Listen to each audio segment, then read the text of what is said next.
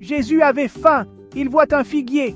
De loin, il promet des feuilles, du verre, de la vie. Mais en s'approchant, l'illusion tombe, aucun fruit, juste l'apparence. Alors Jésus parle et il maudit l'arbre. Et pourtant, la Bible précise, ce n'était pas la saison des figues. Alors pourquoi cette sévérité? Pourquoi juger un arbre hors de sa saison?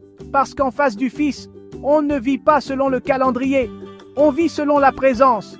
Ce jour-là, Jésus n'a pas cherché un fruit selon la biologie, il a cherché un fruit selon la connexion. Ce figuier avait des feuilles, mais il n'avait pas le lien. Il donnait l'image de la vie, mais il était stérile face à la présence de la vie elle-même. Demandez à Marthe, Lazare est mort depuis 4 jours, la pierre est posée, le corps refroidi, l'odeur insupportable. Pour les hommes, ce n'était plus le temps de croire. Mais Jésus est arrivé. Il n'était pas à temps selon les hommes, mais il était parfaitement à l'heure selon le ciel.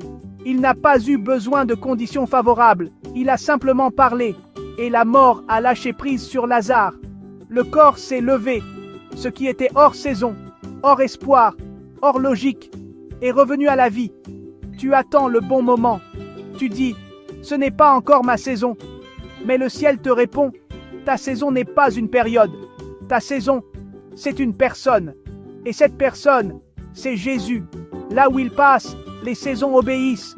Là où il entre, la stérilité tremble. Là où il parle, tout ce qui semblait mort se lève à nouveau. Alors ne vis plus selon ton horloge, vis selon sa présence.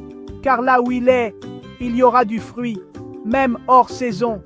Écoute Jean chapitre 15, verset 5.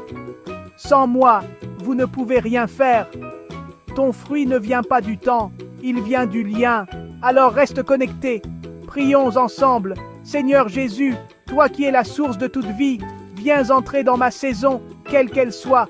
Réveille en moi le fruit de ta présence, au-delà du temps et des circonstances. Que ta vie coule en moi, que ta puissance transforme mon désert en jardin. Je choisis de ne plus attendre, mais de rester connecté à toi, car avec toi, toute saison devient une saison de fruits. Amen.